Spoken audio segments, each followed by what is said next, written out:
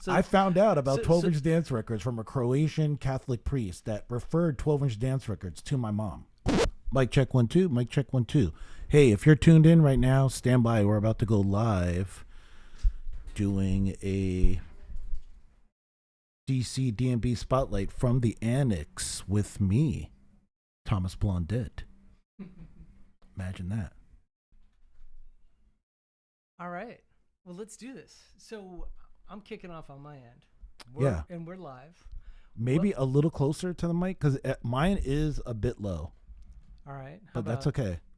Now, this is the best part is that, having a audio video There we go. Okay. specialist. Oh, well, that's what I do for a living. I appreciate having you come in and be like, well, let's look at this rig. Okay. So thank you. Before we get too deep in, because we are going to go deep as we always do. Sure. Whenever we get conversating. Just let me shout out to the people that right now we've got Thomas Blondet here at Eaton Radio, and I've known Thomas now for a hot second. He's a neighbor, a friend, a DJ, a producer that I've looked up to for a while. If you don't know about Rhythm and Culture, his label, we're going to get into that, but it is worth checking out. And the best part about this is that it seems like an unlikely source. A soulful house DJ with a drum and bass story. So Okay. we're totally going to get into this. So no worries.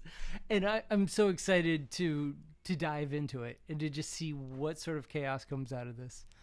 And yeah, man, thank you so much for coming in, for coming to spend the time with us here at Eaton Radio. I was just trying to adjust the camera for you so your head's not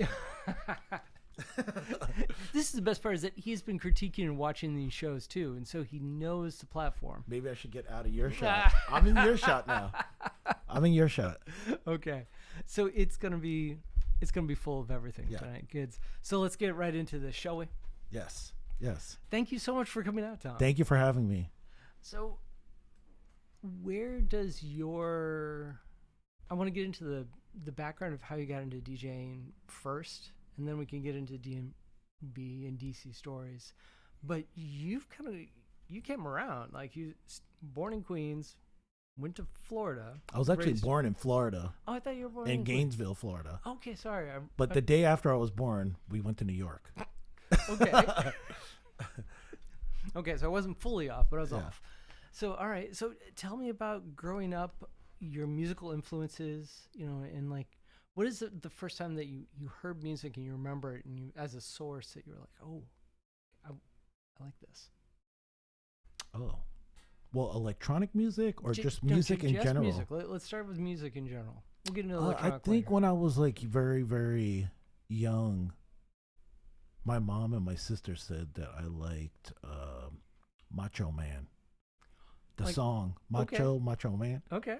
They said you would go crazy, jumping up and down in your whatever that thing was that kids roll around in before they can walk. Yeah. So Can't think. and then my brother was upset because it was a disco song, and he was into classic rock at the time.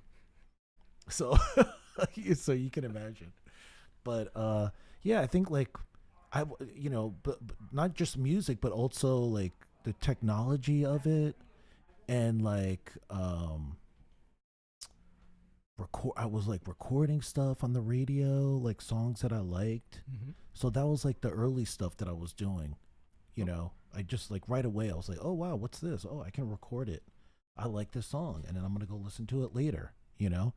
So I think I first started mostly just recording music off the radio. Okay. I know I went from like infant to like older. But that's okay. Yeah, but I was influenced by my brother, who was he was heavily into classic rock. So I was exposed to all of that at a very young age, and vinyl. And he had all the covers, of all the records, sort of like what you have here, like all over his bedroom. Okay. So when he wasn't there, 3 or 4 years old, I'm like, what's this? Scratching all his records and playing them, destroying, original Led Zeppelin albums and, all the classics from that, the 70s. So, but yeah, that's a lot of the stuff that I got into early. Okay. And then I started hearing like electronic music a little bit here and there. Okay. Living in New York, that stuff was like all over the radio. So the radio was like the main thing for me. Like I wasn't old enough to go to clubs or, get exposed in that way. But I got exposed to most of the music off of New York radio. Awesome. Okay. As a, up to like 10 or 11. And then we moved to South Florida. And then I got exposed even more because down in South Florida, Power 96 was like the big radio station in the 80s. And they had like DJ Laz playing Miami bass and like all like electronic music, Egyptian Lover, Planet Rock, all that stuff that, I heard that on the radio first. Wow. Back then. And, they had their DJ shows, mix shows at night. Like, what is that? What is he doing? Mixing? Scratching? This is cool. It's funny that, like, I remember the first time that I heard scratching on my end, and I didn't know what it was. I couldn't identify the sound.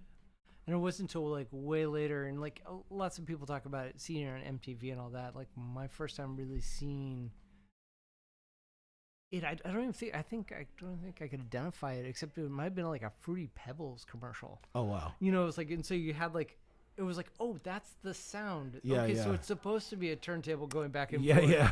But it was like, for me, like, I didn't have that exposure, but it was like, I remember all of a sudden, like, plugging in that one. But, like, where did you grow up? Oh, Ohio. Like, so what were they playing on the radio there in, like, the 80s? Lots of 80s and 90s, it was hair metal. Like, that was the dominant force. If it wasn't country, it was hair metal. Okay. But I love that you were able to identify that sound early on and knew what it was and had already clued in at that young of an age to DJ culture already. Yeah. Well, that's thanks to Power 96 for me, at least, because I think when I moved to Florida was in the 5th grade. Okay. So how old were you in the 5th grade? 11, 12? Yeah, you're like 11, 12. Yeah. So, I was hearing all this stuff for the first time on the radio down there. And you can't see what they're doing. You're just hearing it, So like, whoa, what was that? What were they doing? Blah, blah, blah. What is that they're doing? Who knows? So anyway, I got more and more interested. Like all the kids in school were into it. Everybody was listening to Miami bass, hip hop, freestyle. This was all stuff that was very common on the radio down there back in that 80s, back in the 80s, back in that like time period, mid late 80s. And that's how we got exposed to it. So, your friends listen to it and like, oh, here's a DJ playing at the school dance. I forgot the guy's name, but he used to play a lot of Miami bass and like electronic music. So, we're like, oh wow, this is like really interesting. This is kind of like what he's doing, DJ Laz, on the radio, right? Okay. So, then 6th grade comes, and then one of my friends like ends up getting 2 turntables and a DJ mixer, like 2 Technique 1200s, like a proper DJ setup. Wow, that's awesome. And invites us over, and it was a bunch of us there, and we're like, oh, this is how you scratch. You got to do it like this. And like, we literally all stood in a line, right? And taking turns. And it was like, oh, you try it now. So he tries it. It's like, oh, okay, cool. And then and it's my turn. I'm like, oh, I can't wait. I go up there. Oh, wait, maybe you do have I did a little better than everybody else. Like, I've never done this before, but a little bit better, I'm not like that I was doing anything crazy, but I kind of got like the basics. I understood that like right away, and it just clicked to me. It That's clicked with awesome. me. So that's when 6th grade was when I first like actually touched a real like Technique 1200 and Wow. vinyl and all that stuff. And that was like in, in the late 80s. Then, I was so obsessed with it. I started buying records. I didn't have any money. My mom was not going to buy me a, 2 Technique 1200s and a mixer back then. It was over a couple $1,000. Like, Mm-hmm. you're a kid. Yeah. You like a skateboard one day, you like a bicycle the next day, you like Nintendo, and you like DJing now. You're going to get over it right away, So she was like, this is a little phase he's going through. And then in the 8th grade, my next door neighbor his family owned a Chinese food restaurant. Okay. And I got a job there doing dishes. Nice. And I bought my first Technique 1200 with that money, So, and vinyl, you're buying records. Yeah. And there was a record store in Miami that we used to go to called Car Jewel Records. Okay. It was a record store and a barbershop. Amazing. Yeah, so you could go there, get a haircut, and get like the best records, So I don't know. I think like moving into like the 8th grade, 9th grade years. So that was probably like really like late 90s. And my family moved to New York, and I stayed in South Florida with my grandparents. So was that to finish out school or just to finish school, and I was like more acquainted and comfortable, established down there, and I didn't want to move. So my grandparents like stay with us. So my mom moves to New York, and I'm going back and forth. I'm going to record stores in New York. My brother's taking me to record stores in New York. Wow. What's the new hot shit? Like you ask the guy that works at the record store, what's the dope shit right now? What's the, what's good? And, back then, like some record stores let you preview records. Yeah. And if they did, they might have like one copy opened, but they would have to play it for you. Yes. Okay. Right? Like I could fast forward, 12-inch dance records in DC. Yeah. You could go in and, you'd have to give them your ID, and then you could listen to whatever you wanted, because they always had like one record that was available to preview. But anyway, so they would suggest records. We wouldn't hear it. I would just take their word for it. Yeah. And, majority of the time, like, especially in New York, it was all house music. Makes sense. Right? So now I'm like getting house music from New York. I got a little hip hop too, but I was more into, electronic music. So house music, drew me, I was more drawn to that than hip hop.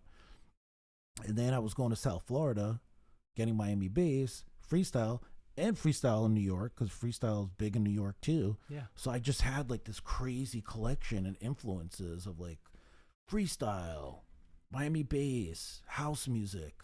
Loved it. So then we moved here, my 10th grade year. Okay. So they were like, you coming back with us. You ain't staying in Florida no more. So big culture shock moving to Centerville, Virginia in 1991. Wow. From South Florida and New York. That would be. I was the only DJ in the school. There was like one other guy. I think his name was Robbie. And he mostly played hip hop. Okay. So, but he was the only one. Anyway, then, I did DJ some house parties, and then like I was kind of like forced to play hip hop because everybody wanted hip hop. So, and I was like the only DJ there, so I had to play hip hop, So, but I always had my house music, okay. And, that was always very interesting. And sorry, when was that timestamp when you landed in Centerville? 91. Okay. 91. Okay. Wow. And I was like, I hate it here. There's nowhere to buy records. Where am I going to buy records around here? I have to go to New York, and I have to go back to Miami to get records. Okay. And then my mom asked some priest at the Croatian Catholic Church here in Washington, D.C. Okay. And he says, tell your son to go and get records at 12-inch Dance Records in DuPont Circle. I love it. So I found out about 12-inch Dance Records from a Croatian Catholic priest that referred 12-inch Dance Records to my mom. That's amazing. Yeah.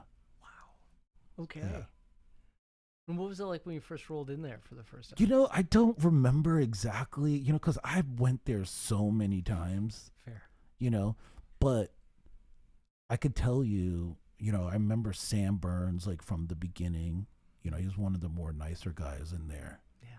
And, you know, being 16 years old, going into a record store, you know, a lot of them are established DJs already, and they play in the club scene, and I didn't know any of them. Yeah. You know, I'm just there to buy records. They had this thing at 12-inch Dance Records where the DJs there would make like mixtapes of like new records that are out. Mm-hmm. And if you wanted to like listen to it, they had a little Walkman with a tape with all the names of the songs. And it was like, you can either sit here. There was like a little bench, like kind of like what we're sitting on now, like in the corner, and go and sit down over there with these little Walkman headphones and a tape, and that's bonkers. Listen to it, and then see which songs that you like, because they wrote it down. Like, yeah, but that's also kind of ingenious, because now they've got you trapped. Yeah. Well, I mean, you know, a trip to the record store to 12-inch, at least for me, it wasn't like a quick drive-by. Yeah. You know, like. Yeah, no, you were there. You're there, you know, and then you got to deal with parking, and you have to run back out and throw quarters in the meter every so often. But I remember, like, one of the main things of, you know, one of the beginning, I just, it was just so awesome, like, going there, and they had, like, disco balls and lights. They had a DJ booth in there. DJs always playing, like, new music. And, you know, it was expensive. Mm-hmm. I remember that. Resh, he was the owner. It was expensive. But as I got more and more into it and a little bit older, I started realizing, like, I got so into it that I was like, when do you guys get your deliveries? Mm-hmm. So Tuesday was domestic. Wednesday, I think, was domestic. No, I don't know. Either, maybe I got them mixed up. But either way, it was Tuesday or Wednesday. Mm-hmm. Domestic, import, right? New releases. I used to go specifically for imports, mm-hmm. because there was always like really good mixes on there, hard to find mixes, stuff that you wouldn't find on like the regular domestic version. You know, they always had some like extended edit or extended remix or a mix that was on the import that wasn't on the domestic version, mm-hmm. you know? So that was really cool. And of course, imported records were more money. Yeah. So you have to take that into. And this is like the 90, you're still like 91, 93 kind of era. Yeah, 91, okay. 92. So then like we're talking, what's your import cost at this point? Like for a single. Yeah, for a single. Not album. Yeah. A single was like $20. Okay. And there might be just like one cut on there that you wanted. Yeah. You know, it wasn't like every track on there was dope. Yeah. You know, especially imports, you know. There were some labels called, you know, there was this label called ZYX. They used to put out a lot of cheesy stuff, you know, like some Euro, high energy stuff. But there'd be like a dub on there, like a deep house dub, like on the back. And you're like, oh, this is dope. Awesome. You know? So, but, you know, very fond memories of 12-inch Dance Records and Sam Burns specifically. Yeah. You know, I made friends with other people in there, with other staff. But, you know, Sam always stuck out. You know, he was very supportive to local DJs or just other people that were just, that love music. Yeah. No, he could very quickly identify who was in it for the love. Yeah. And it was always a bit of an interesting guiding force. Yeah, I think is a good way to put him. I agree. So, eventually I started DJing there too, Nice. right? And they had this thing on Saturdays where you could come and DJ in 12-inch dance records. Nice. And I don't know, maybe play like a 3-hour set, 4-hour set, and you'd get like $100 in store credit. Oh, man, where's that right now? It's like no brainer, right? Yeah. Like Done. And being in high school and stuff like that was such a treat. Mm-hmm. Such a because that's expensive for a kid in high school with no job. So, but anyway, I really like that. That was really awesome. When did 12-inch shut down? Because I know that it was. I feel like it was around when I first came into DC around 2002, or it had shut down recently. I don't. The reason why I ask is because I never made it there. I know friends that had gone and had spent a great amount of time and money there, but for some reason I never ended up making it there, and so it was always kind of like this question in my head of like, when did that actually fade off into? Yeah, honestly, I don't remember the year that they shut down. Okay. I don't. But I know, maybe like early 2000s. Okay. I want to say. I don't know. Now, in DC, in that time period that we're talking here, though, like, was it? I've got such weird like timestamps in here, but it was like around 97 to 2000 in that area. I felt like every little store had a DJ booth set up, but there were lots of boutiques. Well, there were, was pushing club culture. Yeah, like especially throughout Georgetown. Well, I mean, we're jumping all over the place in time periods, but there was Music Now. That's right. So Music Now was on F Street back then, in a little basement downstairs, and they catered more to like the rave culture of music, not like the traditional, like house music that like Sam Burns was playing and like other, DJs. And, it was more, I think it was owned by Levin, who did Buzz back then with Scott Henry. And,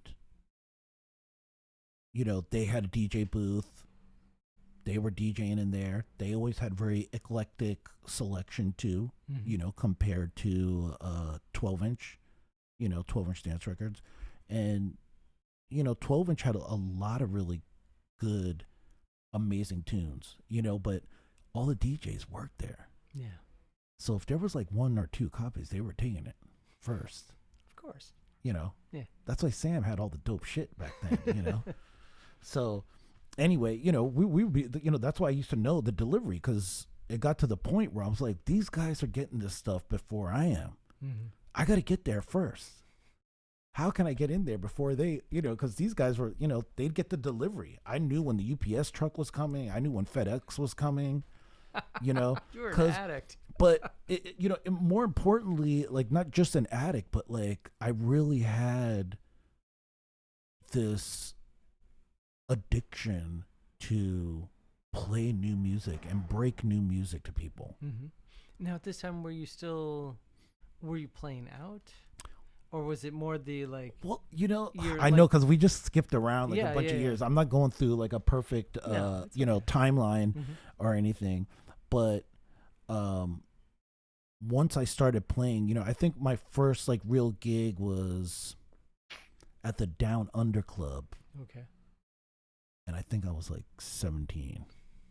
And Saeed Yunan booked me to play. So I met him from like his cousin. Okay.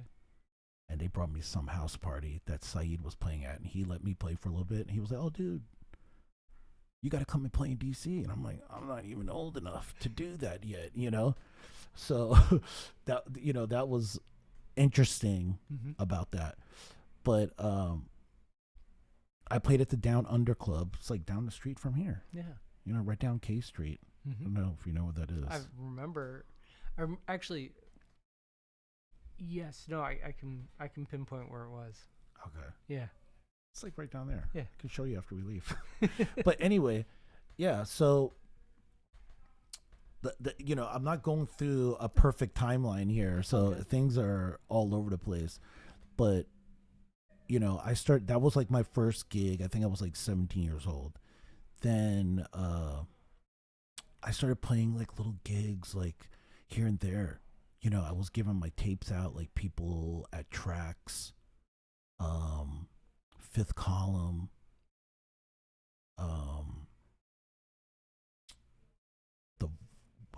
it was the Vault next door to Fifth Column. Yeah. Then there was there were so many different venues, back then. These are the ones that stick out to me. But one of the things I used to do the most back then was I used to give them a lot of my tapes to like the dancers at Tracks. Yeah. There was always like these circles in front of the DJ booth at Tracks. Like, I don't know if you know Tracks. Oh, yeah. If you've been there, but like huge venue, huge DJ booth, up high, away from everybody, dark. You can't see the guy in there, the DJ, who was Eric Patton at the time. This was like probably like 94. Okay. And he was playing like that was just like the timing of that was just like so perfect with that time period of house. Like, he was such a good DJ. Like, everybody's like, oh my god, Eric Patton is like so awesome. Like, dude, like the vibe on the dance floor in that place was like crazy. But in all fairness, like that era of house music that was coming out, in 94, 95, hands down. Like, he had the best record selection, and I became friends with Eric too.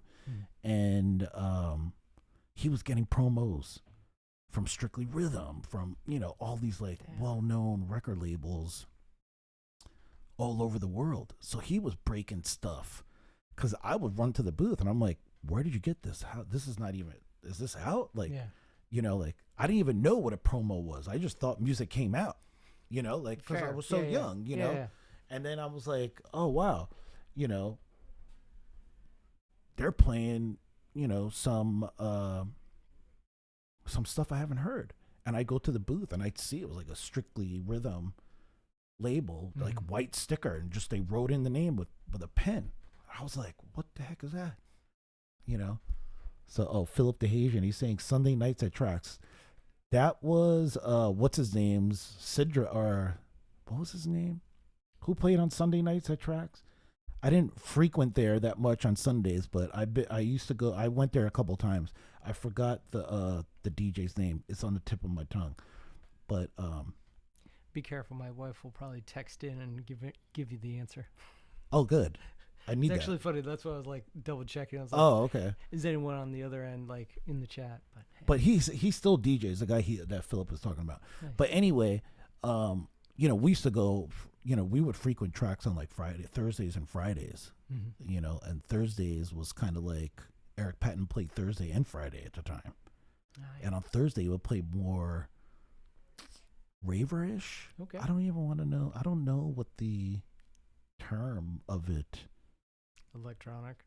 Yeah, more electronic, breakbeat, stuff. But it wasn't the same stuff he was playing on Friday nights. Friday nights was like house night. Okay. They were playing like Latin house, like all the classic, like Masters at Work,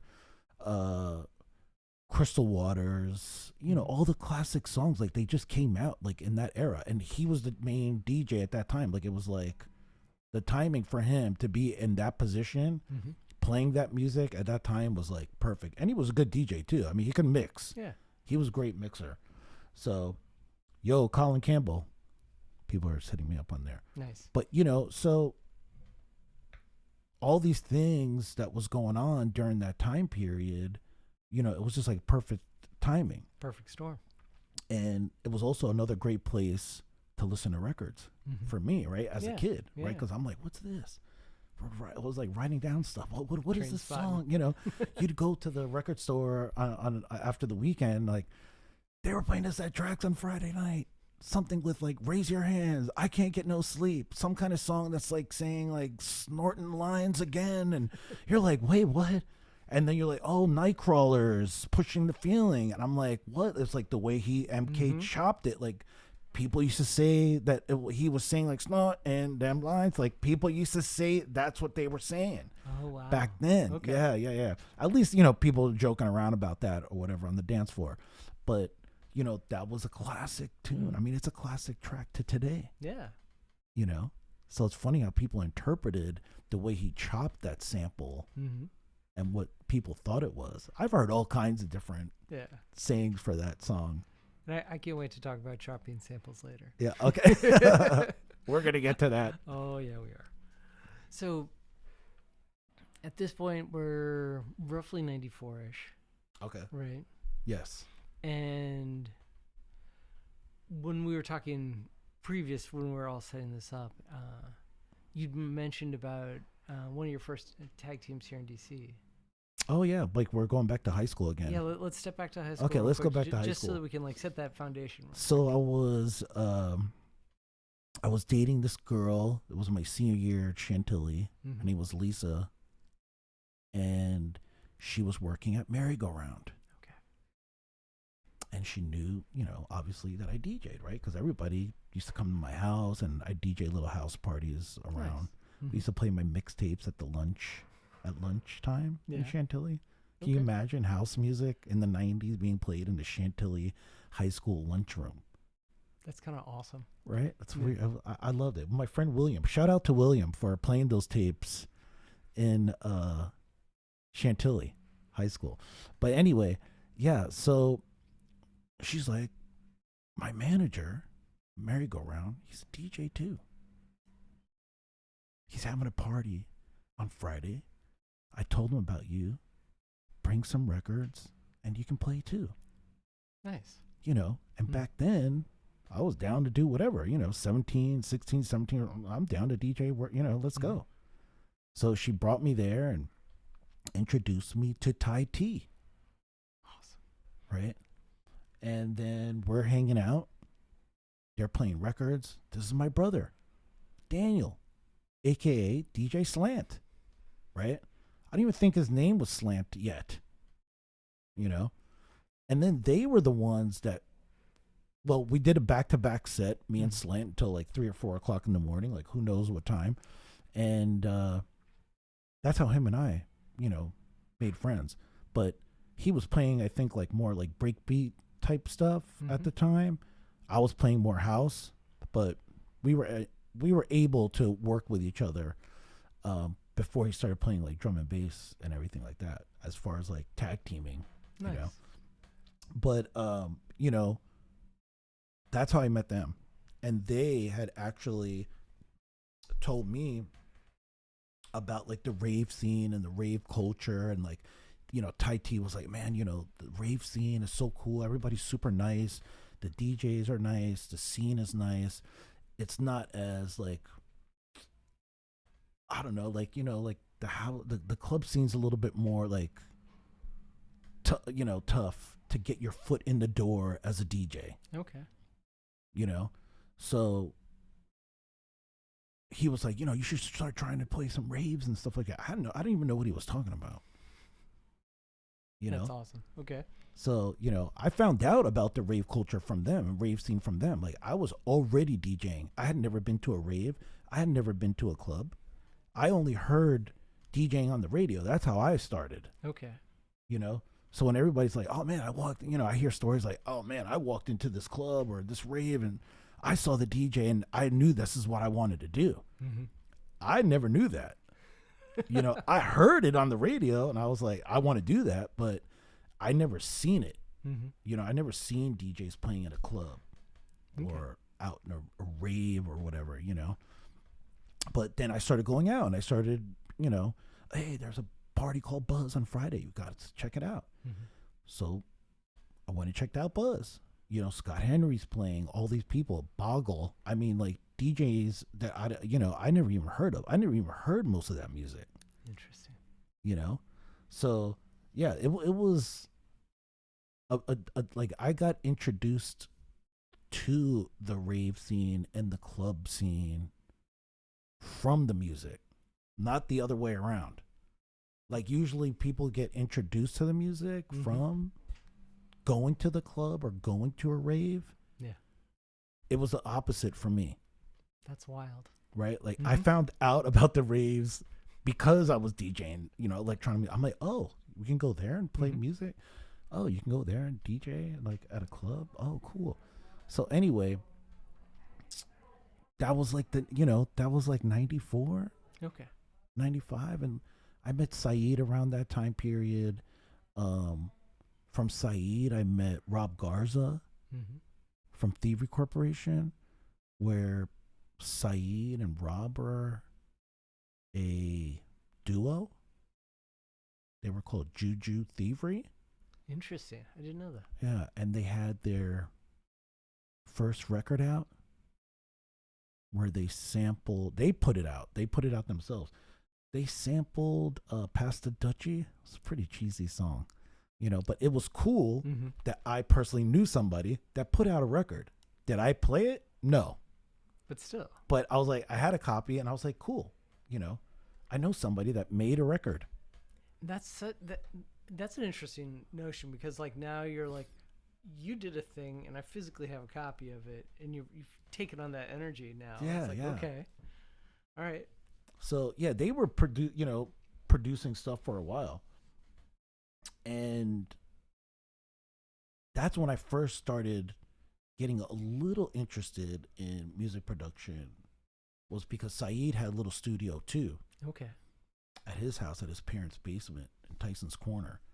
So I saw some of that. We tried to collaborate on a couple things. Nothing really came out of it. But I will give a shout out to Saeed for giving me one of my first like club gig. Nice. So yeah, then moving further after that, then I started playing at like, I was giving my tapes out to everybody. Like I gave my tapes to Pollen, the Pollen crew. They were doing a party at the Edge in Southeast DC, which was right around the block. Yeah. From Buzz and Trax, right? And they were doing a Wednesday night party, and they had like one room was house. Sam Burns, he was the resident DJ. They had a patio that in the summertime where they were either playing like drum and bass or jungle. It was more jungle at that time, probably. And I think that was kind of like, Pollen was like the era where it was like jungle, jump up, drum and bass. Like it just like you saw that happen there, and Buzz too. And they booked me there. The guys that did Pollen, Chris Styles, Cena, and Pagemon, and Jimmy Gioni. Shout out to the Pollen crew. So they gave me my first like residency. Really? Wow. Yeah. Okay. And at the time, that was like kind of like when I started getting into Speed Garage. You'd mentioned this. So yeah. What was the Speed Garage scene like here in DC? I mean, there wasn't one. Okay. It was just kind of like part of like the rave scene. All right. Kind of, right? So Pollen was kind of raver-ish, right? Like they had like their rave crowd in there on Wednesdays. And I was playing Speed Garage there. Okay. And and obviously house too. Yeah. You can't play it all night. But, I started getting known in DC for Speed Garage. Interesting. Okay. So nobody else was like doing it at the time. Now we're probably like fast forwarding to a little bit more like late 90s. Okay. And like Armand Van Helden was putting out a bunch of stuff and all that. And then Buzz called. He had that like Tori Amos track, Professional Widow remix. Yeah. And Spin Sugar. Yep. Yeah, Okay. of course. And I could go on and on Those about. were the first 2 records I ever learned how to mix on. Oh wow. Okay. I still have them. Okay. Those are good. They are. Those are good. And what else? There was some label with like an ice cream on it, ice cream cone. There was another loop de loop. There was like so many different producers doing speaker arts. Obviously UK, and it was all. It had like this this jungle appeal to it, like jungle bass lines with like garage house beats and reggae samples. Rewind, like all that stuff was in there, and the time stretched vocals, So, and that was a lot of fun, and I remember playing there at Pollen, playing at Buzz, the Catastrophic guys. They used to do the Catastrophic raves, who their claim is, and I wouldn't even say their claim, but I think they were the first ones to throw raves in the DC area. Interesting. Okay. Yeah. So they were before Buzz. Wow. Yeah. And I think they were going to actually do Nation. They were going to do Nation, and they were throwing like these like illegal raves in Maryland. And they got busted. And like their dad got in trouble for it. Oh shit. Yeah. And they were like, these parties are so big and everybody's coming, like maybe we should do it at this place, Nation. And Nation was like, yeah, let's do it. This is what they told me. Okay. Giovanni told me this. Giovanni from Catastrophic. And he says, oh dude, we had Nation, but Scott Henry from Buzz like came over there and was like, dude, you sure you want to mess with these guys? They just got in big trouble doing illegal raves out in Maryland, and there's like investigation on them. There was like, it was like on the news. There was like newspaper stuff. Wow. Yeah. Okay, like I mean, it was like not just like your news at 5. Like this is. Yeah. Okay. Yeah. Like they got in big trouble. Mm-hmm. They were throwing illegal raves. Everybody knows what goes on at raves. Like and then it's illegal. Like where they're doing it. Like they probably did it in a random warehouse. Like didn't have permits and all that stuff and whatever else is going on at a rave. So they got in a little trouble. I think their dad did, because their dad was the one like renting the warehouse or whatever. So it was under their dad's name. Oh, crazy. So anyway, apparently, they told Nation, like, look, you don't want to work with them. They're in trouble. Look at the newspaper ads about, look at the new headlines on the newspaper about them. So of course Nation was like, no. Yeah. And then here's Buzz. And a legend was born in that regard too. Just stepping into that void. Yeah. Wow. Yeah. Crazy. So, they were doing a party called Deep in DuPont Circle. Okay. Forgot the name of the venue, but it was over there in DuPont. It had like 3 levels, and they had like trance, house, and sometimes hip hop or drum and bass, like in the basement. Mm-hmm. So they did all kinds of Was cool. it kind of like a catacomb almost in the basement? Or is that a different venue I'm thinking of? What do you mean? It was like it felt very much like an old dark ass basement. It had a bit of more brickwork. Well, there was 3 levels. Mm-hmm. No, do you remember the 2 other levels on the top? Yeah, vaguely remember the 2 of the other levels. Okay. Yeah, I think it was dark. They even had like a little stage down there, I think, too. Yeah. Okay, cool. Yeah. So, and then that party went on, and that was, like the scene was like so healthy at the time. Mm-hmm.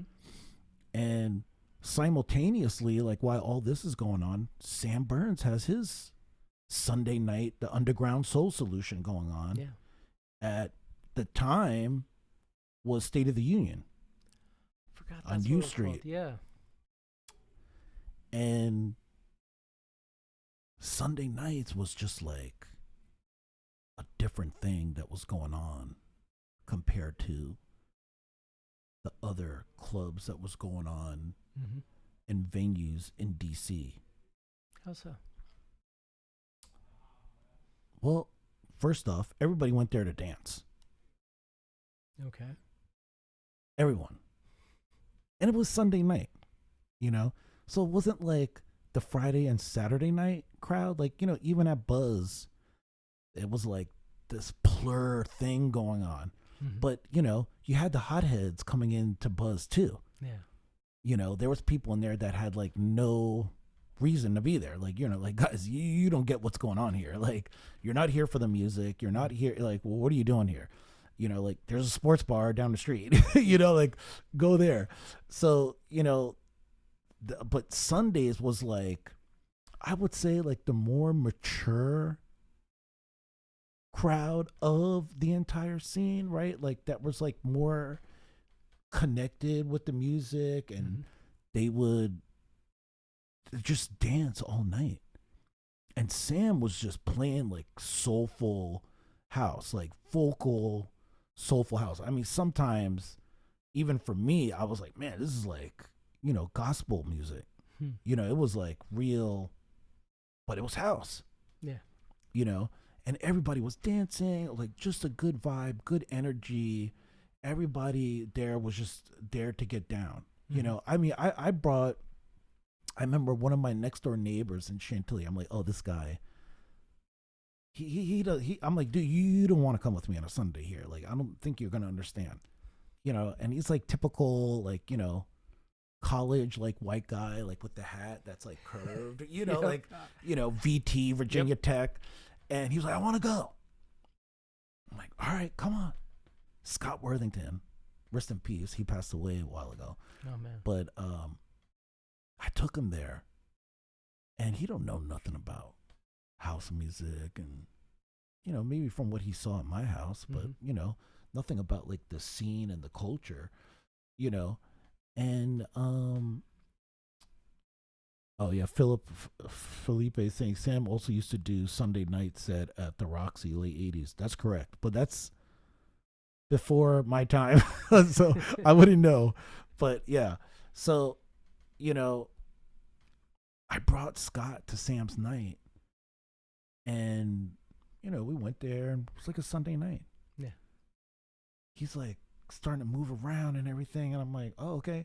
Dude, by the end of the night, this guy was in the middle of the dance floor, in the circle, getting down with everybody. Wow.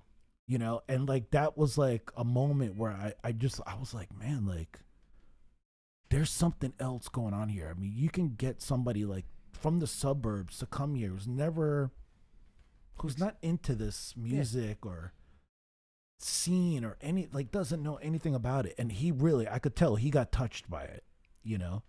So there was stuff that Sam was doing that I don't think other DJs were doing in the town. Okay. With house music. Yeah. You know, I've been talking about Sam a lot, you know. I mean, he had an oversized imprint on DC and DC sound. Oh, yeah.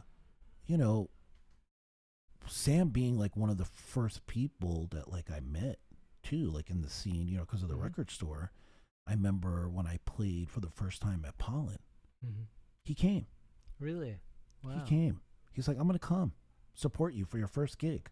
I'll never forget that. Dude, that must have meant a shit ton. Yeah, it still does. Yeah, yeah. You know, it still does. So, you know, when I think back on that, you know, somebody that you look up to, I mean, like, I honestly, now that I really think about it, when I first moved here, when I was 16, I heard of Sam Burns on, I think it was like 10 something.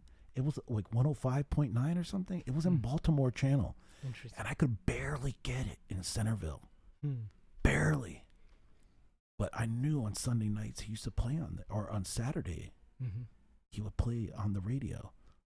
So that's how I figured out who he was, you know, like, and then meeting him at the record store. He used to do this radio station in Baltimore. Crazy. Barely got it in Centerville.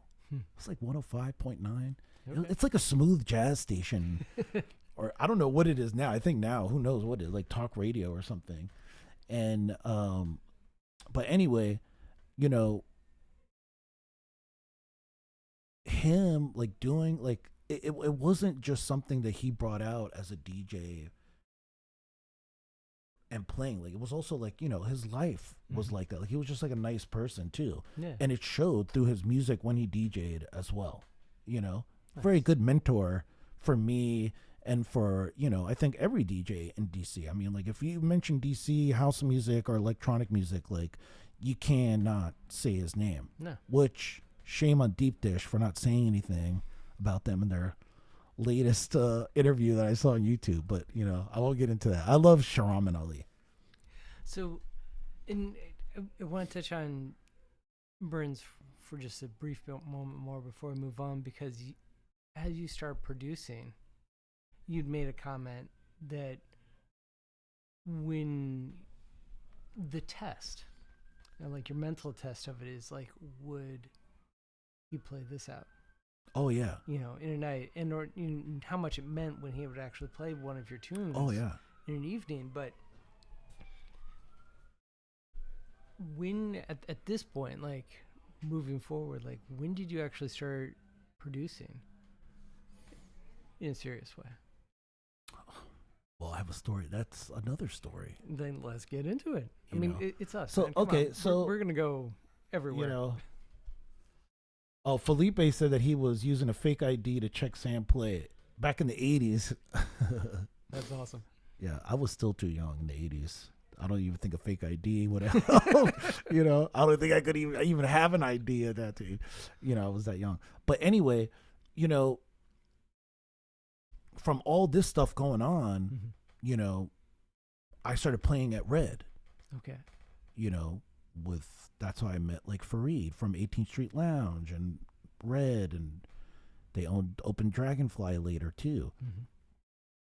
And Red, everybody from 18th Street Lounge used to come over to Red once Red closed, right? Yeah. And 18th Street Lounge, you know, back then that was the home of, you know, where Thievery Corporation had their studio, you know, in the back of 18th Street Lounge, which also, being like young and naive, you know, I was like, oh, they have a studio in the back.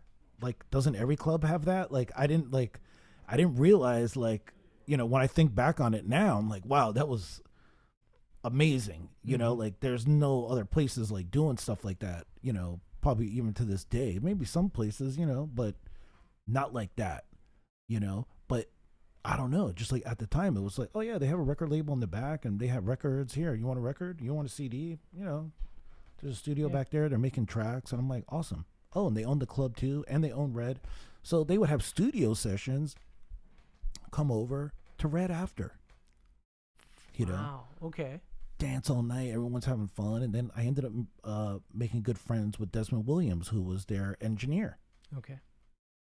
And just like one day he's like, dude, I'm looking for a protege, just like out of nowhere. I'm like, all right, who you thinking about? You. And I'm like, dude, that's huge. Okay. Oh, okay. So you want me to start getting in the studio with you, and you want to show me the ropes and everything? He's like, yeah. Wow. You know, but I think, you know, it was more than just like, hey, you know, I think they saw me, you know, as a DJ, you know, I played house music, you know, I think they thought that I was probably a good DJ or something, you know, maybe that I fit that position well in their eyes, you know. Now, had you been DJing for the 18th Street Lounge at this point? No, only Red. Okay. Only Red. I didn't start DJing at ESL at 18th Street Lounge until Red closed. Really? Okay. Yeah. Sorry, I didn't mean to derail, but... No. Okay. So that's how I got into music production. You know, it was from Desmond Williams. He really opened the door for that. You know, I was dabbling, but, you know, I wasn't like finishing tracks, you know. I was dabbling, you know. But once I met Desmond, that's when things, you know, once he started showing me some stuff, then things started clicking together. And, you know, I started learning more engineering, arrangement, effects, you know, all the above. Okay. You know. So that's when I started getting into music production. I'd say that was probably around like 2000. Okay. Yeah. So it started then. Yeah. That's awesome. And what was production like at that point for you? Like, was it in the box? Was it synths and drum machines? Or like, what was... So Desmond, he actually learned engineering from scientist. Like, yes. fuck. The dub Yeah. master. Which that also then makes sense for what is going to happen later on, but continue. Yeah. So, you know, they were really into technology. Mm-hmm. They were really into computers. Desmond was really into like PCs. Okay. And he was using Sonar Really? and Acid Pro. Huh. Right? And I was like, why are these guys, like, I didn't know. Mm-hmm. But I just figured, I'm like, you know, it's 2000, you know, everyone's probably using computers now to make music, not traditionally with drum machines and all that stuff like before. Mm-hmm. So they got into that. He was the one, he was using everything in the box, pretty much. Okay. Yeah, pretty much. You know, everybody has outboard gear. I mean, it was 2000. So, Yeah. I mean, of course, you know, he had like tons of outboard gear. But the main hub was Sonar, Cakewalk Sonar. Wow. Yeah. Okay. Yeah. So I you know, that's where I first started learning in Cakewalk Sonar.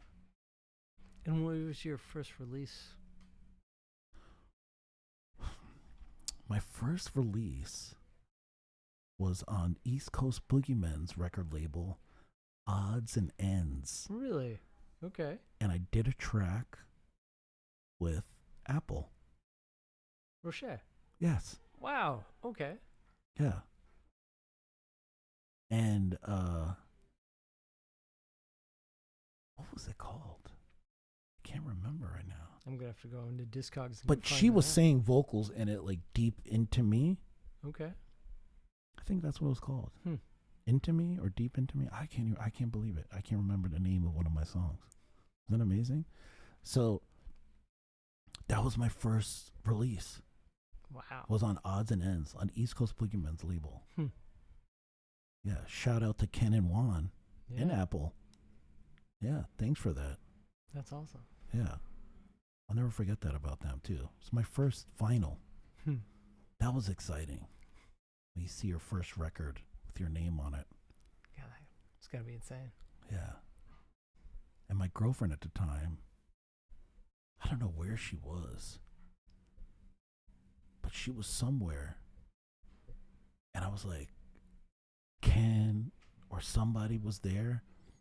And I'm like, can you grab these records from Ken? Because it's my new record. Mm-hmm. Like, I don't know where she was. I don't know. I don't even remember why, but she had it. Hmm. She's like, I got the record for you. And it was like a test press white, you know, it was just a test pressing. Awesome. So yeah, that was my first one. Nice. Yeah. So then, And it was a house track. I kind of assumed. Clearly. Yeah. Clearly. So then, moving from there, when did rhythm and culture become a thing, or is that too far of a jump? Oh,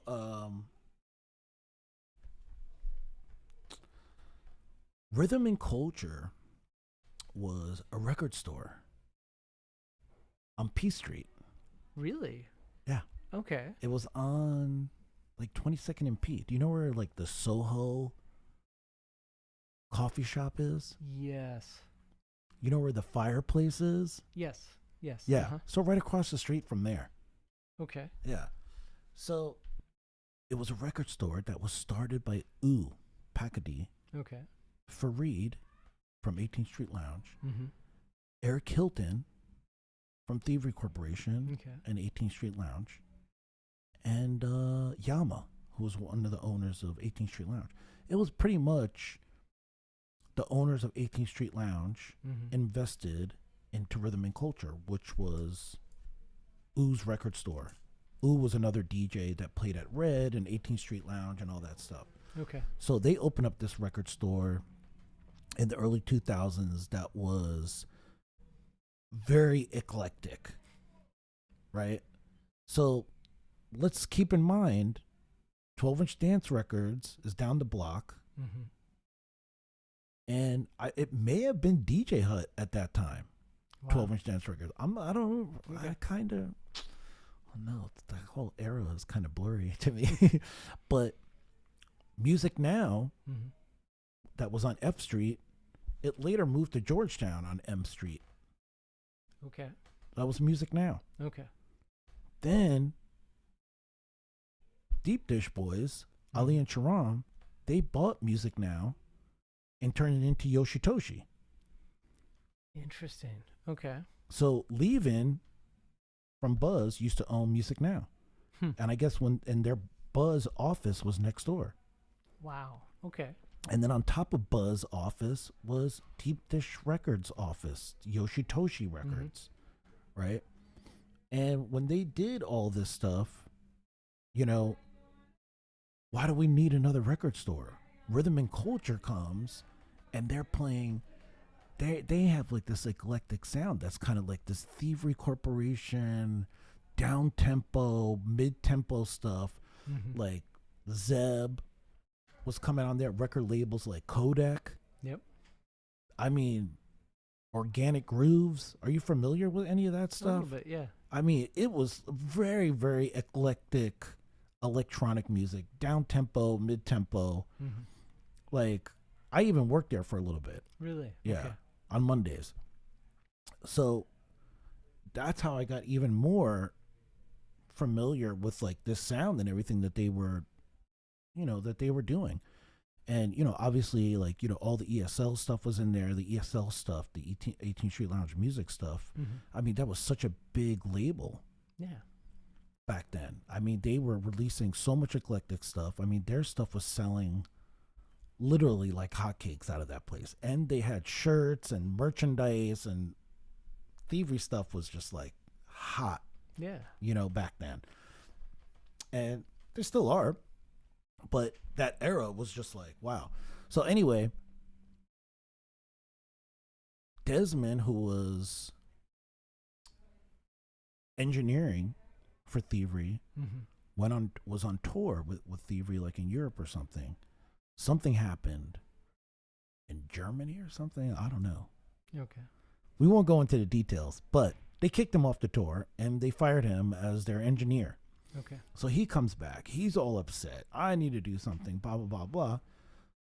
So Fareed and Oo were like, well, why don't we start our own record label and we'll name it Rhythm and Culture after the store, right? Like, Yoshitoshi has a record store, you know, they have a record label, you know. So this record store is going to have a record label. So that's how we started Rhythm and Culture. Interesting. Okay. Yeah. And like Desmond was the engineer for all of us, right? Then other things went along and happened, and, you know, Desmond went off and did his own thing, you know. So we parted ways with Desmond, and then next, you know, I'm the engineer, you know, and then I was releasing stuff on Rhythm and Culture. Fareed was releasing stuff. We had Kid Gusto was releasing stuff. I don't know if you guys know Kid Gusto from True Grooves. Then Second Sky later came along from Lancaster, Pennsylvania, and then we were releasing their stuff. Brown Tempo was Phil Brooks, who was formerly Avatars of Dub on ESL's label.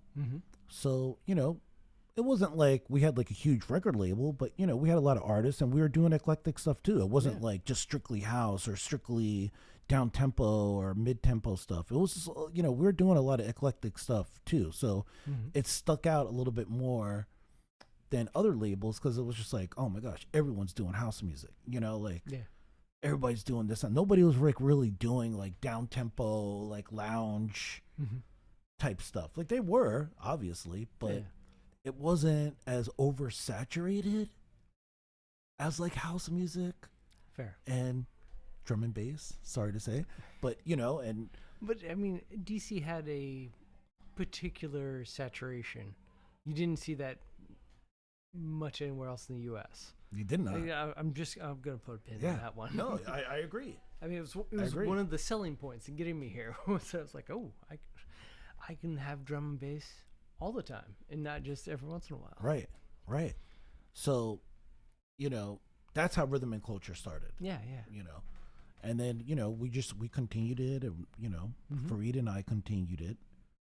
The record store ultimately shut down, like every record store, like every record store. And, but we continued to release music on it. And, I started releasing stuff by Second Sky, and I was mixing and mastering their stuff too. That's awesome. And then I think maybe around 2010, okay, ESL Music picked us up as like a sister label. Wow. Yeah. So now we're like a sub label to ESL Music. And there was a couple other labels too, I think, doing it too. I think Fort Knox maybe did a little. I think maybe Nicodemus, Wonder Wheel Records. Okay. I think maybe they did a little bit. It's like a lot of stuff to go over at once. Yeah, no, I'm sure there's a lot of great lines. Yeah. Too. But I mean, like, none of this stuff is like obviously like online. Like, oh, let me look up like when Wonder Wheel was distributed by ESL. Or, it's just, these are just things that. It's inside baseball. Yeah, it's just the music business and is just. So now ESL's absorbed you. Yeah. Is this now when you start DJing and starting your career with them? Because you've been with ESL for a hot take. Okay, well, I started playing at 18th Street Lounge when Red closed. Yeah. So, and this is like one of the things too that I think a lot of people here in the, in our scene, in our industry here in DC, in the music DJ culture, and I think is like overlooked, because the loyalty that 18th Street Lounge and Red had for their DJs was unlike any other place, And why? Like, and what do I mean by that? Yeah, you got that look. Talk to me about that. They were. You had a bad night. It was slow. Mm-hmm. Any other place that I've played at, it's like they blame the DJ. It's your fault. You effed up everything. Nobody's coming. Like, all the clubs, all the venues, lounges, whatever, they always want to blame the DJ for everything. It's not what we did. It's his fault. He's not playing the right stuff. Or they put a lot of pressure on the DJ at a lot of places, and even some place that's like known, like 18th Street Lounge and Red, they never really put that pressure on you. It was more like, do your thing. You have your creative freedom. Interesting.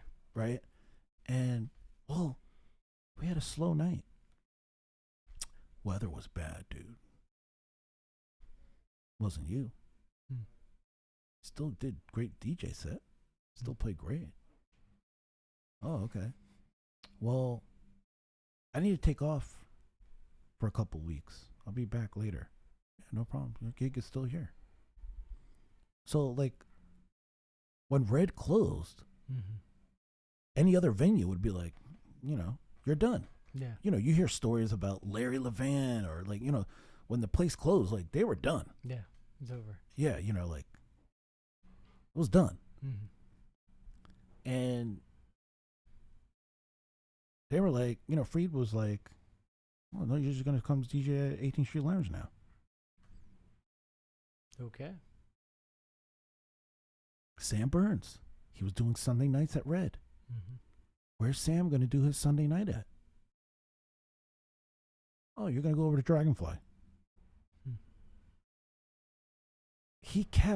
They kept everybody employed still. That's awesome. And that was that was one of the great things about like Fareed and Eric Hilton and that Yama and that crew. I got spoiled by them. They had Dragonfly, they had 18th Street Lounge, they had Red, all right there in the corner. I mean, I forgot that they had them all. And that was like, you know, you'd go to Dragonfly, get some sushi. Mm-hmm. Then you go to 18th Street Lounge, have some drinks, chill. Finish the night off at Red on the dance floor in an underground club listening to like deep house. Yeah. You know, it was just like your whole night was already like it was set. Yeah. Like it was done. And it had that trifecta happening right there. And you were hearing music that you weren't going to hear anywhere else. I mean, Dragonfly was playing atmospheric drum and bass, like all the LTJ Bucum, all of the good-looking records. That's what you were hearing there. Yeah. You know, where can you say in DC where they were playing strictly atmospheric drum and bass? Yeah. And then leave there and go to 18th Street Lounge and hear the most eclectic down-tempo, mid-tempo stuff that you've never heard anywhere. God. You know, and then finish off the night deep house at Red. I mean, now, when I think back about it now, I'm like, that's like a dream come true. That's like marketing in some ways. Like I'm thinking. There was no marketing. No. But I'm thinking of like, not marketing. The business model. I'm thinking of the business model. I'm thinking of like where each of those were positioned, as far as location goes. And you're right. Like the way you walk through that, it's like, yeah, of course that's the way it's gonna work.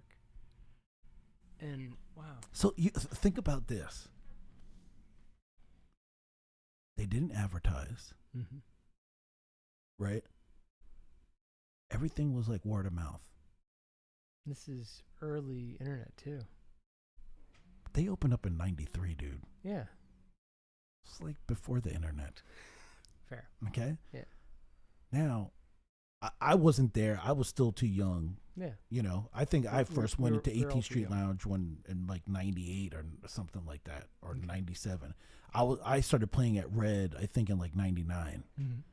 You know, so anyway, you know, dude, there's so many attractive women walking by. Like this is like crazy.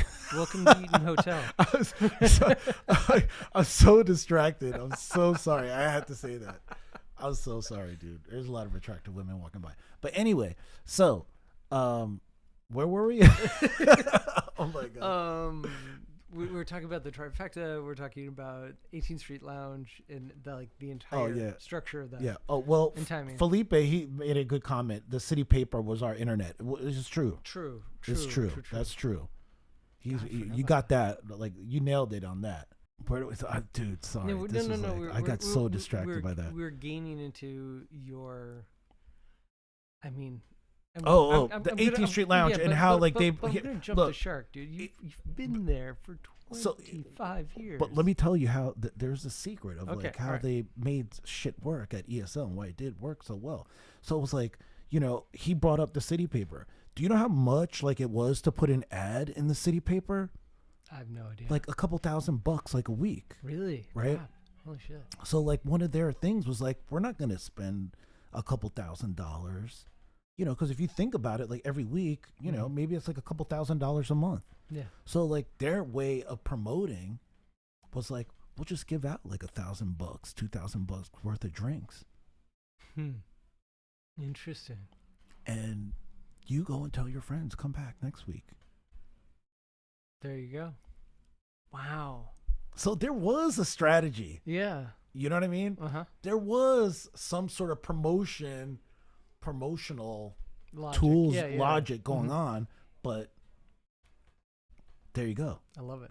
So instead of putting out ads in the city paper, like he said, you know, just give out free drinks. There you go. You know, I just gave away a big thing right there. Like, but you know, if venues did that, like instead of spending money on social media and all this stuff, they, you know. Yeah.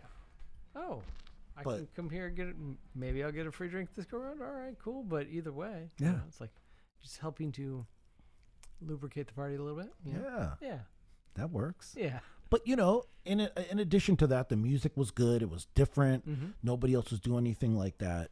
It had a vibe like that. You know, 18th Street Lounge venue was some president's home or something back in the day, or I forgot who. Jefferson or somebody, I think. We'll do a little googly-doo. Yeah, I don't know. Put it underneath here. Look in the look up the address. But it was something historic back in the day, you know. But yeah, then when Red closed, that's when I started playing at 18th Street Lounge. Yeah. In the like mid 2000s. Wow. Like 2005. But what was the demo tape that got you in on that? On Red. Was it on Red and not on 18th Street Lounge? Yes. Okay. So the demo tape that got you into Red wasn't a house tape. One side was house, one side was atmospheric drum and bass. I think I even named the tape Lounge Pad or something like that. I don't know. I was just like, my friend Jefferson, Evecom Designs, he's a graphic designer. Mm-hmm. You know, we were friends since high school, and he was a graphic designer. And when I was started to put tapes out, he would design the tapes and print out the tape covers for me. That's awesome. You know, so Jeff and I also, shout out Evecom, you know, he, I was like, you know, I got him, like, I'm like, guys, like, this is the guy that's, you know, doing my tape covers. You guys should hire him. Mm-hmm. So, you know, Pollen, I think, eventually hired him. Then wow. the M3 guys, they started doing parties, and then they hired him. He was doing all their flyers, and they later bought Club 5. Wow. You know, I was DJing there, too, for the M3 guys. I knew them from high school, too. Tim and Who Man. You know, they had a lot of great events, parties around town. Bionic Buddha. Forgot about that one. You remember that one? Yeah. That was at the Edge. I think on like 4th of July weekend or something like that. It was a crazy party. Yeah. But they had, you know, which reminds me. Yeah. I mean, I forgot. This, I have this like bag my of flyers. Bag here of old Yoshitoshi bag. Dude, Yoshitoshi bag. Dude, that thing almost needs to be framed. I don't know if you see that. Yeah, it's an old bag from Yoshitoshi. You know, we got so far into this, I forgot about it. But I mean, and I want to be respectful of your time because I know you've got an early morning tomorrow. I do. So we'll have to. Maybe this is just like the beginning of. This might have to be beginning of round one. Anyway, there's so much stuff in here. But look, you know, here's a Sting flyer from 2000, February 4th. You know, who's on the lineup? Doc Martin, Wink, Switch Dance, John Tabb, Sheila Storms, February 11th. What I already love about that is the variety of genres that you've just named off. East Coast Boogeyman, Tom B. That was when I used to go by Tom B, by the way. Yeah. And yeah, you can check it out. Check it out here. Check it out there. And by the way, you know, shout out to Airline Industries since we brought up graphic designers. I mean, dude, these guys, I mean, were like the best graphic designers ever. I mean, like they did all the design for Dragonfly. Yeah. Paul Miller did my Rhythm and Culture logo. Oh, wow. Who did all the buzz flyers and everything like that. Wow. So, yeah, shout out Paul Miller. It's funny because I would get these flyers in Ohio and, like, I would drive the. I mean, like, dude, I don't even know when the last time I saw this. But it's also like, even on the lineup, it's like trance, house, drum and bass. Like, yeah. Jesus Christ, like that is a hell of a party. Yeah, I mean, look who I was playing with back then. That was 26 years ago. That's bonkers. Wow. So, as this is a drum and bass podcast, for the most part, it is. I want to jump you forward a little bit to the stuff that you're doing right now with these like YouTube cabin jams. Oh, okay. And yeah, let's just fast forward. I'm going to jump forward a bunch because let's go from the 90s to we're gonna post-pandemic. We're going to do a huge jump because I know that once we get into there, we can easily spend probably another 3 hours because we will nerd out. And I want to be respectful of your time. You know, as we're doing this in real time, I really like doing this. Yeah, and I think we should do this again. Yeah. For sure. I agree. And maybe even like choose another topic, but who knows? But talk to me about how you got into doing these one-off, like, if for those of you that don't know what this is, it's like he's sitting in a cabin, or it's an overhead shot of usually it looks like a Dallas setup. Sometimes it's not. Sometimes you see like the Ableton, the Push 3 or something like that also set up in this rig. But it's usually a very stripped down view. And he builds and plays a song. And it's like maybe 5 minutes. You know, sometimes they're like 8. And they're beautiful. I mean, I've loved them so much, and like as someone who's already a Soulful house producer, and I know you on that end, to then get this soulful, airy, atmospheric is actually the term I'm looking for. Okay. Drum and bass sound. Like, walk me in. Like, what inspired you to start like running down that? You know, I used to DJ at Dragonfly. Mm-hmm. You know, like I said earlier. You know, so one of the few places that was doing like atmospheric drum and bass. And were you playing drum and bass out there? Yeah. Oh, okay. Yeah. So, okay, let's. I see where you're going with this. You're trying to bring up. So anyway, I made this tape for Fareed that was Cena from Pollen was like, after Pollen was done, he was like, oh, you know, they're looking for DJs at Dragonfly. My friend Fareed is the owner there. You know, if you have a drum and bass tape or something, you know, hook him up. You know, maybe you can get a gig there. And he was like, by the way, he owns Red too. So I was like, you know, I'll make a deep house tape on one side and atmospheric drum and bass on the other. So Fareed liked it and was like, why don't you play at Red? So that's how I started playing at Red. Okay. Then I started playing at Dragonfly too, like on like a Tuesday night, like, you know, because I was DJing so much, like on the weekends. Like, I mean, I was DJing like 5-6 nights a week back then. Like, okay. I was playing a lot, you know, in my 20s. And I just loved atmospheric drum and bass, dude. You know, I like, there's something with me and that sound. I was collecting that stuff already from the 90s. You know, the metalheads, all the metalhead stuff. I remember I had that tin can. Oh, you had the tin? Oh. Yeah. You're probably going to hate me because I sold all this stuff. Yeah. Like, I mean, I was like, so you were like knee deep in good looking records and okay. Good looking. Omni Trio was like one of my favorites. One of the tapes that really opened me up to atmospheric drum and bass, and this was probably like 95, 96. Okay. Was DJ Sign. I don't know if I can. From Pittsburgh. I don't know that one. Steel City Jungle mixtapes. Do you know Steel City Jungle? No. Oh my God. Okay. You're going to send me down a rabbit hole. hole. We're going to go back down the DnB Spotlight. Now you're going to know why this is the DnB show. Yep. Okay. See, now I do have something to contribute here. So so there was these tapes by Bulletproof. Okay. And he would make these, some guy would make tapes of DJs, right? DJ Sign was one of them. And this particular tape was DJ Sign. Okay. The tape was white, and it came in a white cardboard box that opened up, and it had a stamp on the backside where it opened up. To this day, I've never seen anybody with this kind of case. Okay. When you open it up, on the backside, he had a stamp that said Bulletproof, and it had a tank on it. Okay. You know, and it was like Steel City Jungle. You know, the Bulletproof mixtapes. You know, everything was like steel because it's Pittsburgh. Yeah. You know, so everybody, you know, they had their own drum and bass thing going on in Pittsburgh. Yeah. Diesel Boy is from Pittsburgh. Yeah.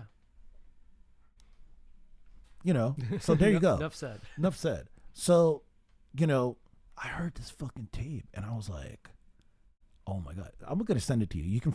This tape. Yeah. I mean, I remember, I'm friends with him on social media now, you know, but I think like maybe like 15 years ago, That's like 2010. I think like around 2010, 2011. Okay. I started craving that mixtape. I started searching for it, and I found him. Really? And I think, he had like a SoundCloud with like all his mixtape. I'm like, dude, what happened to that Bulletproof tape that was all white? And he's like, oh, dude, I still have it. I got to put it up on SoundCloud. I'm like, please, I'm going to send it to you. Okay, yeah. No, I want to hear this now. DJ Sign, dude. Shout out to DJ Sign. Dude, proper drum and bass. Links in the doodly-doo, guys. Yeah. You'll find him. Yeah. I can even like look it up real quick for you because I feel like this is something that you need to know yourself. And this is partly why I do this, just so that I get informed. Nobody's ever talked to you about Bulletproof? No. There you go. DJ Sign is a drum and bass artist known for the 1997 release Spectrum 97. This appears to be a mixed cassette release on Philadelphia label Bulletproof Recordings, as detailed in the Discogs entry for DJ Sign. Okay, so, was it a record label? No. It was... I forgot. I don't know the guy who did it. See, like this here, this is it. It's green. Okay. But the one that I had was white. Okay. Right? And the cardboard box was white. And then the Spectrum 97 was like, yeah, this was it. That was one side. Wow. Okay. I don't even think that's it. That's not the one I had. Anyway, okay. Of course I had like the hard to find, who knows how I even got that tape? I had the special one. But, it was, one of my favorite, and that's DJ Sign is how I got into the atmospheric drum and bass. Wow, that's awesome. And then, from there, that's when I used to go to Music Now. Mm-hmm. They had a dope drum and bass selection. Really? 12-inch dance music, nada. Not a ting. Yeah. Nothing for drum and bass. So I'd have to go get my house at 12-inch. Then we'd make our way over to Yoshitoshi or Music Now. I don't even remember what era that was. Yeah. But I think at that time, 97, that was probably Music Now. Okay. Maybe, I could be wrong. Somebody correct me on that. So anyway, that tape just changed my life for drum and bass. That's amazing. The flip side of it was like this dark drum and bass. Mm-hmm. I did not like it. Okay. Just didn't like it. Yeah. And I remember thinking, like, how could this DJ, like, do this on one side and the other side is just so, not that it was mixed bad. Yeah. DJ technically wise, it was fine, but just the music selection I wasn't into. I wasn't really into like some of that stuff. But that's the fun yin and yang and variety of sounds that drum and bass brings. Offers. Yeah. And I think that's one of the things that has made it stand up and last, where other subgenres in the electronic realm have kind of died off. Right. They didn't quite have the lasting power. Yeah. Wasn't a one-trick pony just because of a particular sine wave or something. Yeah, exactly. So that's how I got into drum and bass. Okay. Like the atmospheric, that tape was like, I need to start collecting. I need to start buying atmospheric drum and bass. I didn't have anywhere to play it. Yeah. Right? Because everybody's booking me for house. Yeah. God forbid I play a Too Tough party. Drum and bass, I'm sure that would rock a world. Yeah. Well, obviously, I'm speaking sarcastically here. Yeah. But, that's something we can go into another time. Another day. Yeah. But so then moving forward with these cabin sets that you're doing, though, like... Okay, yeah. So let's go back to the cabin sets. Yeah. So you see how excited I got, like when we were talking about DJ Sign and like atmospheric and, as we are getting, I'm getting older, I start thinking back at my, like, man, dude, I want to start doing like atmospheric drum and bass again. Okay. Right. And, there's a lot of new stuff that's coming out that's atmospheric that I like, Yeah. you know, but it's not like available in places that I would think, right? Like, where do you buy drum and bass from when you buy your DJ music to DJ with? Oh, I was gonna say at this point it's either Juno or Beatport? Beatport. Yeah. Or the two. Yeah. Either that or Bandcamp. Yeah. I mean often I'll find an artist I like and then just stock I've them. sat on like Beatport trying to find like good atmospheric stuff. Mm-hmm. It's nothing new. Hmm. All the old stuff is on there. Yeah. You know, all the classics, you know, all the good looking stuff is on there. But I'm like, I want to find some like newer stuff. Like, yeah, you can find there's stuff in there, you know, but not a lot. Mostly you got to like dig hard or you got to know what you're looking for. Like on Bandcamp. Yeah. Bandcamp is so hard to search, but Oh man, it's like the moment you find someone that you like and you just like dive in and it's like, Yeah. oh, it's all here. Yeah. You know, and I wish that it had a better recommendation engine. If you like X, then check out Y sort of thing. That would be amazing. But. So, okay. So, you know, now I'm like, start thinking, you know, we're getting older and we start reminiscing. I'm like, dude, I fucking love some atmospheric drum and bass, you know? So, I don't know, like, I think it was like a couple years ago. It was after COVID. Oh, yeah. Yeah. Yeah, no, it was after COVID. Me and you met, Yeah. like, officially right before COVID. Yeah. Yeah. So it's been like a little over 7 years. God. No, Right? it's been longer than that because our kids were At the playground. Yeah, at the playground, wicked young too. So like, we're probably going on 10, maybe 12 years now, knowing one another.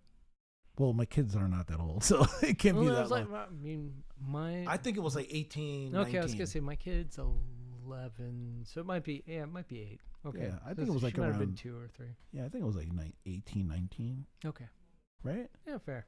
I remember you made fun of me and my kids were all wearing matching outfits. You did look like you just came from a Yeah. family photo shoot. Yeah, I mean, I love doing that with my kids, dude. I love that. Shout out to my kids. Love you, Joey and Johnny. So I started just like, I'm like, dude, I want to start making that stuff, you know? So this dude in DC, he started putting stuff out on whatchamacallit, Bandcamp. on Metalheads. Oh. Okay. What's his name? The Indian dude. Ravi? Oh, Ravi? no. Yeah, Ravi. Yeah, Ravi. Yeah, Ravi. What am I thinking? I'm sorry, like total, Okay. like out of context. I'm So- like, what? Ravi and I start talking. I meet him. We started doing we did like a drum and bass party at the new 18th Street Lounge here. And I started playing drum and bass again with Ken Lazy. And Ken Lazy introduced me to like all these guys. Nice. And By the way, Ken has a show here. It's called Lava. It's well worth. he did checking it last night, right? Yeah. Yeah, I saw it. And he introduced me to like MC Concept, a couple of the other guys, Ravi, just a bunch of the guys. We were doing live streams on like Twitch and all this and that, and I was playing, and of course I'm doing like atmospheric drum and bass. I'm like, dude, I want to start making this stuff. So Ravi's like, dude, you gotta check out this guy on YouTube. Okay. Thought Forms. We'll have to Google. Oh my god. I'm neglecting you. I'm so sorry. No, it's all good, man. I didn't tell you about this guy. No, it just means I'm gonna have so many links to put into the description. Oh my God. Here, so Thought Form. This is him, not that guy. Oh no, but he's on the Omni. I think that's his label, Omni Music. Mm-hmm. So he says, dude, you got to check out this guy. Okay. Thought Forms. You're going to love it. You love atmospheric drum and bass. Like, that's for you. So I'm like, all right. So I start watching this guy's stuff, and I'm like, oh, man, he's using, like, the Triton, the Korg, M1, like, all these, like, classic, synthesizers that a lot of the drum and bass producers were using back then. Korg Wave Station, all these and I'm like, I have all these plugins. I've already got it. I already got this stuff. Why don't I just make it? What's up? So I start making this stuff for fun, like just for me. Maybe I have some intention to release some of this stuff in the future. Then, like an old friend of mine, Brian Corey, shout out Brian, and he has a cabin out in West Virginia, and like it's like, dude, you gotta come out here and hang, bring some music gear, and make some music outdoors and stuff. And I'm like, make music outdoors? That sounds kind of cool. Yeah. Right? Making atmospheric drum and bass in the middle of the mountains of West Virginia. That sounds like winter. In a snowstorm with the fireplace going? Let's do it. So that's the beginning of me doing these drum and bass, atmospheric drum and bass YouTube videos. Brian, he used to play drum and bass too in the 90s too. Okay. Yeah. So he's a drum and bass head, and, it wasn't like, I'm hanging out with somebody that's not familiar with the type of stuff that I'm doing, too. So, and even just being around him, he's a DnB head. That even kind of like encouraged me too, like, let me make a drum and bass track. And then it just kept going, but, yeah, I mean, that's how those videos started, dude. That's awesome. And the problem with those videos for me is that I'm making videos and I'm not releasing music. I need to release more stuff. But yeah, I just got so excited with this new sound and this new stuff and new equipment, new atmosphere, new scenery, new area.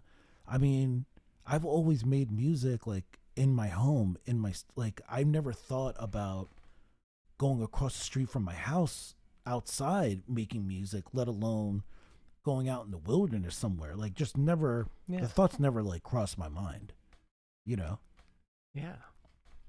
And like, why? And now you're rolling with like, your gear seems to be getting more and more compact. And I know from you in particular that your gear is becoming more and more compact as you offloaded just a bunch of stuff recently. Yeah, today. You want to get into that?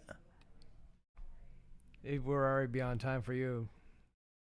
We got like 10 minutes. I'll give it 10. Because I thought we were going until like 10:30, right? Then give me the give me the new hotness. But look, if you really, because obviously this time is going by like way quick fast. The mere fact that like we've completely carved out like an entire chunk of a couple decades out of your story.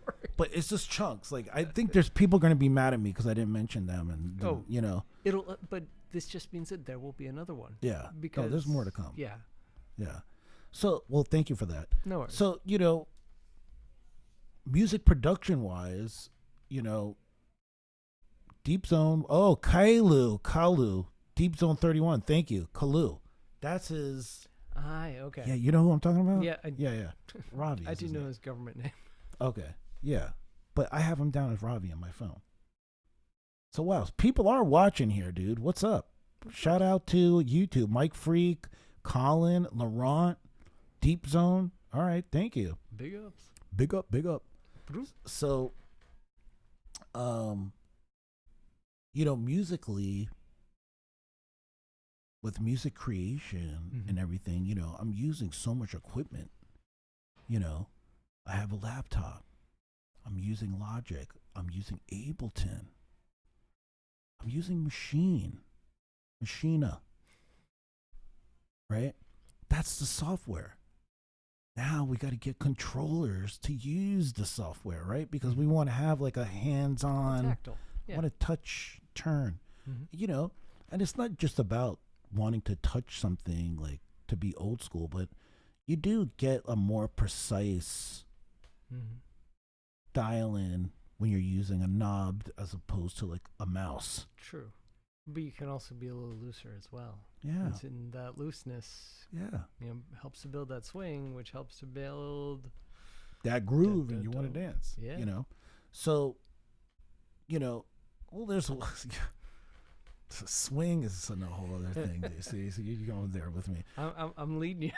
Yeah, you are. I see what you're doing here, but for me, I gotta start.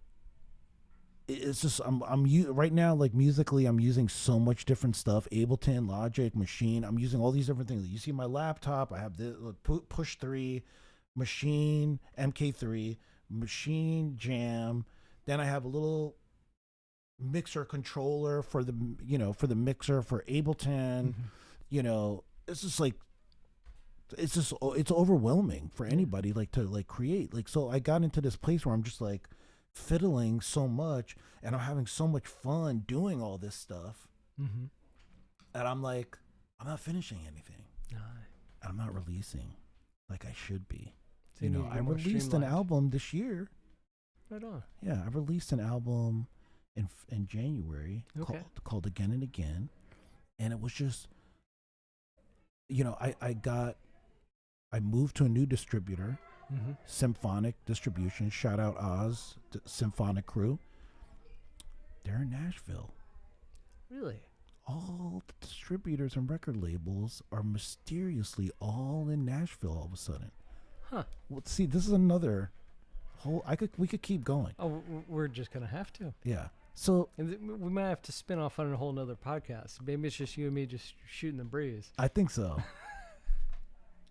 Because there's a lot of times where I feel like I should be asking you questions too. But the thing that is, like, I love it that, like, this is our phone conversation. So what you all don't know is that because we have been neighbors, or much closer neighbors and nerds, I will call him or you'll call me, and we will then just prolificate on a phone for hours at a time. Yeah.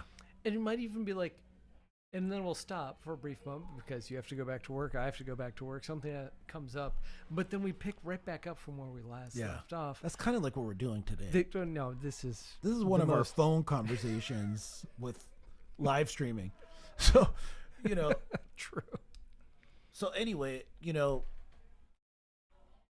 all the, this, I put out this album in January, right? I moved to this new distributor. I was with, Virgin Music was doing our distribution. Okay. Right. And when I left Virgin to go to Symphonic, they were like, dude, we're gonna need like at least like one release like every 4 weeks. Wow. And I'm like, oh dude, yeah, I can do it. Totally. So starting January, we're gonna move from Virgin. Rhythm and Culture is moving from Virgin to Symphonic. So we go over to Symphonic, and I'm like, I got to put something out with them. So I put out like this house album. And all it was just singles of house songs that I put out in the past like 5 years or 10 years. Yeah, maybe. okay. There were some old tracks on there. But I it was kind of like releasing a compilation of like my old tunes or something, I mean, maybe they're not old to everybody, It's not old to everybody, old to me, new to you type thing, But anyway, it's just like re-release it, repackage it, put it out. So I put that album out, but there was nothing new on there. Interesting. Okay. So, and then in February, I put out another single, an atmospheric drum and bass track to follow up my house album, so weird. So I haven't put out anything since then personally. Rhythm and Culture, we've been releasing stuff by Bill Speakman from Second Sky, and we released some of his stuff. We just finished a remix for an artist that's well known on Symphonic, so we got the okay today. They're gonna release it, so nice. That's cool. I have some funny stories about me and Crystal Waters and her team. Dude, we're gonna have to get we're gonna have to do another show for that, right? So, don't even want to get into that one. Jams. But I need to be releasing more music, and I'm trying to look for a different workflow in the studio, right? Or or what makes me interested, what motivates me, what inspires me to make music now. Do I want to have a bunch of gear around me that I'm playing with, or do I want something that's like one unit, self-sufficient, that I can connect with the computer, with my laptop, and I can disconnect it. It's battery operated. I can walk around with it too. I can live stream from it. I could do film content with it, so I'm trying different stuff right now. I'm looking at the MPC Live 3 right now, so let's see. You're already laughing. So maybe I'll get it tomorrow. I don't know. So then I'll just come and hang out on your couch. But I will say, I'll bring my MPC 1 over and we can compare. Yeah, we can jam. Or you should sell it and upgrade with this one. We can jam out like that. But, I got the MPC sample, the little Fisher Price looking thing that everybody makes fun of. But, dude, that one, like, just like everything in that little thing made me realize that, like, I need something like this, but that can do more. Because, like, I started programming drums in it. I'm like, dude, what a nice swing. The drums are dope. It's like this MPC, like, swing feel thing. That's great. Then I was like, oh, let me start dabbling with, like, chopping, like, samples and stuff and, like, using their filter. Right? We're talking about this, yeah. Yeah, like using the Akai's filters. But this is inside the MPC sample. I was like, damn, this filter's dope. Like, kind of has that, like, filtered disco house stuff from, like, the 90s that I like, that I've been trying to replicate. I can't replicate it, really, and maybe I'm just don't know what I'm doing in Ableton. I don't know. There's some things. Or maybe you just always needed an MPC in your life. I did have one in my life. I just didn't click with it. I mean, the hardest thing that was for me with the MPC was getting over the not having a return button, but it's the do it button. That drove me nuts. That's what I discovered in the MPC sample. Yeah. Everything is do it. Do it. Do it. I'm like, do it. Done. Doing it. Done. So, yeah, anyway, but, that opened me up to the MPC world. And I was like, I think this is what I got to do. So I returned it, got rid of it. And, but shout out to Ableton. Shout out to Native Instruments. I mean, yeah, they've been hooking you up for a while now. I've been endorsed by them for a while. And, like, I love Push. I love Machine. I love Native Instruments. Their sound packs. They all their expansions, like all their stuff that they have, so dope, so great. And for me to do this stuff, like that, going back to my first record, that I put out on East Coast on Odds and Ends label, it's 10:30. I did that on a laptop in my bed. There's something about making music in, like, weird places for me. I mean, maybe bed is not that weird, but just, like, I made that in bed. But it's like, not sitting at a desk in a proper studio, in bed. You know what I mean? Like, so I like doing that, like, there's something inspiring not being in, like, a traditional setting. I've been in a traditional setting. So what you're saying is that your next thing is to then have a travel show where you then travel around with all your fun gear and we go to the Swiss Alps and... Well, I am going to Colombia at the end of the month. See, there you go. I'm probably going to bring the MPC Live with me. I was going to say, time to make some content.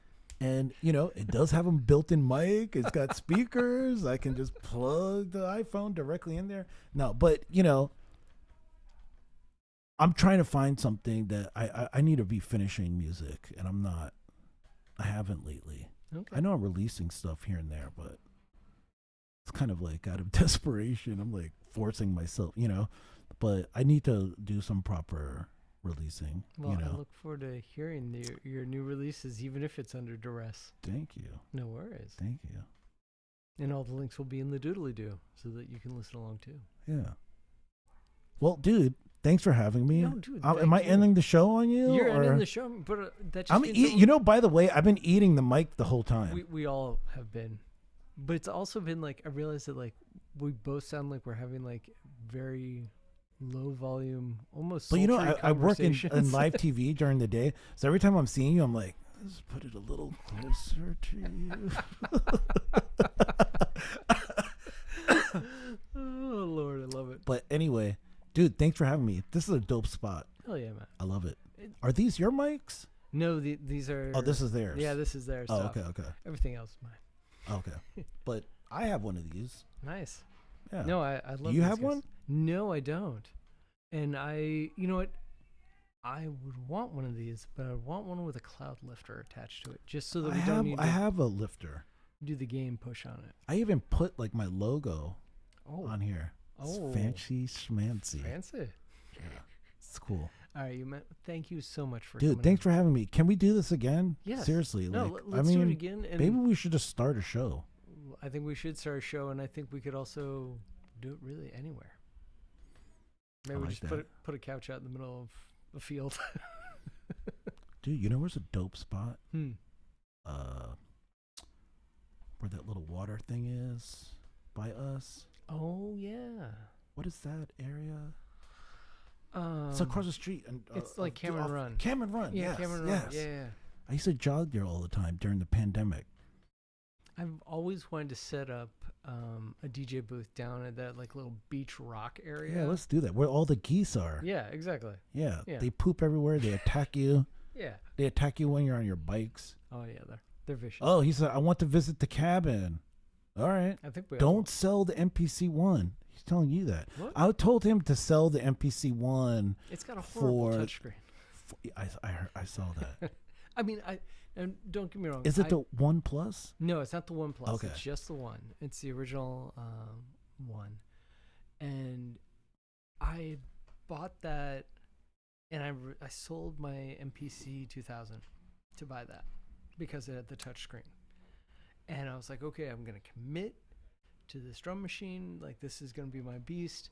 And it was. And it was what I did. Almost all my PBS music production was on that MPC one. And then the Pioneer DJS 1000 came out, which was that drum machine and sequencer in one that looked like a CDJ, and it all fit together.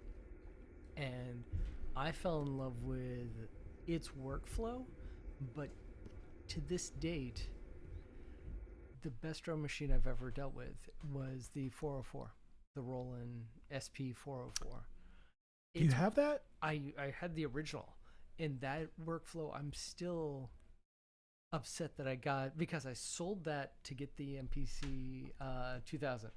Oh, wow. Right? And like, talk about, because there's a new SP 404. I know, the MK2, blah blah blah. I was looking at that too. I still love its sampling and chopping, editing abilities, because it's so simple, so clean. It made sense to me at the time. It's like everything's about like resampling in there from like one pad to the next, and then delete that one and then put it back to there. Yeah, it makes sense once you're in it, but it seems like a little bit of a it sounds crazy. It is a very bizarre workflow until you're in it and you've done it a few times and you're like, oh yeah, of course. Okay. But I'm curious about your workflow now with the MPC. I pulled out my MPC when I charged it today. It's been sitting in a Gator case for almost a year, so like it came back out. We'll see. The whole thing that made me consider this was I saw a video on the MPC One Plus, and that's what started me down the rabbit hole. Wait, when I'm using the MPC sample, like I keep like wanting to go touch something else, or and it's nothing there. And then this video pops up on YouTube, of course. Because the algorithm. And I'm like, oh, he's going to the screen and he's doing this, and you can. Anyway, Deep Zone, respect to the 404. Do sell the MPC one then. All right. Well, then you got to upgrade, dude. All right. Deep Zone, we have faith in you. We believe you. Indeed. Cheers. Cheers to that. All right, you. Let's make sure Thanks, bro. that you can wake up in the morning because I have to do the same. I have to go. Okay, then let's get out of here. Thanks for everyone tuning in. Yeah. Keep smiling, everyone. Big up, big up. Yeah.